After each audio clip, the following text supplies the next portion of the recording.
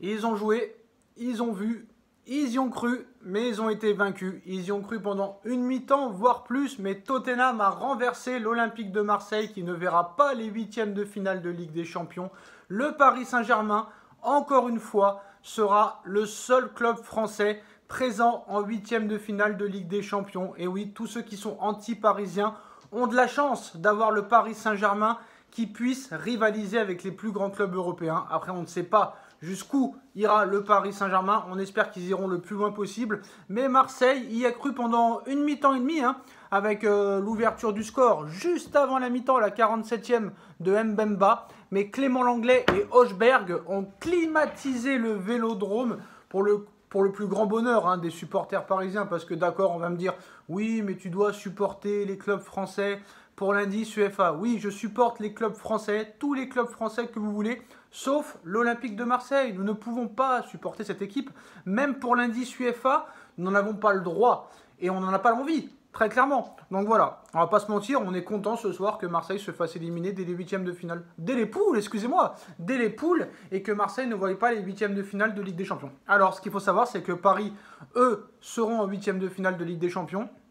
Franchement, ils avaient la place, Marseille, de passer en huitième, parce que très clairement, quand tu vois les poules, Francfort, Sporting, Tottenham, c'est pas le Tottenham des années 2019.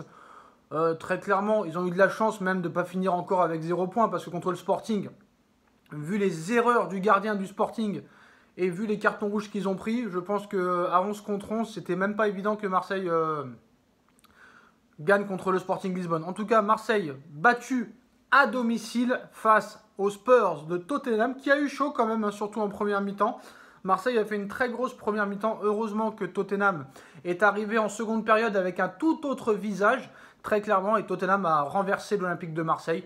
Marseille, direction Europa League, avec le FC Barcelone, avec peut-être la Juventus de Turin. Quand tu vois un petit peu l'Europa League, ça a quand même fière allure. Il y aura Arsenal, il y aura la Juventus de Turin, il y aura le FC Barcelone. Il y a quand même des gros clubs qui sont en Europa League. Donc cette Europa League va être intéressante à regarder. Autre nouvelle aussi, le Napoli qui était depuis le début de saison invaincu, toute compétition confondue, qui était très impressionnante depuis le début de saison. Leader en Serie A, leader dans leur groupe de Ligue des Champions, ont été vaincus à Anfield face à Liverpool.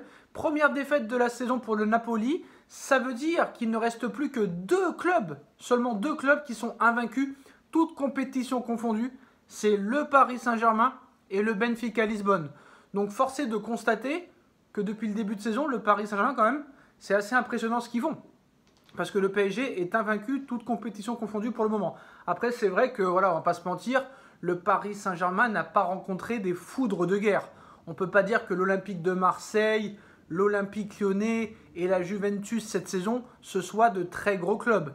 Très clairement. Même si c'est quand même très bien ce que fait le Paris Saint-Germain à l'heure actuelle. Même s'il y a beaucoup de choses à améliorer, défensivement, au milieu de terrain, la façon de jouer, même si depuis quelques matchs ça va mieux.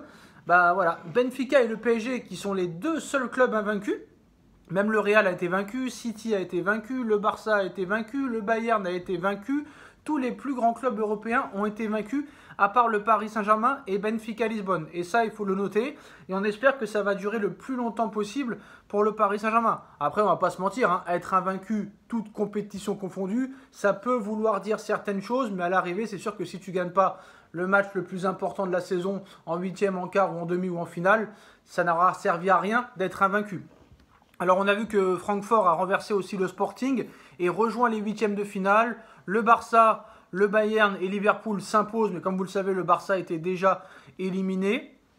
Donc voilà, le FC Barcelone qui a gagné 4 buts à 2, excusez-moi, face au Victoria Pilsen. Ferran Torres doublé, Pablo Torre qui a marqué, Marcos Alonso qui a marqué. Ces 3 joueurs qui ont marqué, ce n'est pas des joueurs du 11 type de Xavi. Donc il y aura peut-être des regrets pour M. Xavi de ne pas les avoir mis carrément plus tôt dans la saison. Surtout que Ferran Torres, franchement, depuis le début de saison, est quand même pas mal. Surtout que Naples, face à Liverpool, Naples aurait pu rester invaincu, toute compétition confondue. Naples n'a vraiment pas de chance. Naples prend un but à la 85e par Mohamed Salah et à la 98e par Nunez. Donc à 5 minutes près, l'Ajax restait invaincu. Plutôt Napoli, excusez-moi. L'Ajax, eux, ont gagné 3-1 aux Rangers. Le Napoli, très clairement, c'est une équipe pour moi qui sera plus qu'un outsider dans cette Ligue des Champions. Très clairement, je les vois aller très très très très très loin. Bon, on a vu que le Bayern s'est baladé. Encore un but de Choupo-Moting, ancien parisien, Choupo-Moting, hein, qui est vraiment une pièce maîtresse au niveau de l'attaque depuis le départ de Lewandowski. Choupo-Moting qui plante beaucoup cette saison.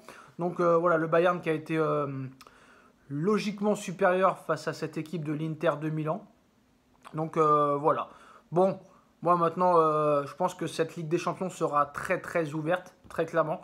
Il n'y a vraiment pas d'équipe qui se détache complètement, à part peut-être le Bayern de Munich à l'heure où on parle. City ne sera pas loin. Le Real Madrid, je pense aussi, ne sera pas loin, mais franchement, c'est vraiment très ouvert. C'est vraiment très ouvert et je pense que si très clairement le Paris Saint-Germain règle ses problèmes de défense, s'ils font un bon petit mercato cet hiver, un bon défenseur central, un bon attaquant qui règle les problèmes de défense, que la MNM reste toujours aussi performante, qu'il n'y a pas de problème de blessure ou de suspension bête, je pense très clairement que le Paris Saint-Germain a toutes ses chances. Après, c'est sûr que les vieux démons peuvent ressortir. À chaque match, on va se poser la question.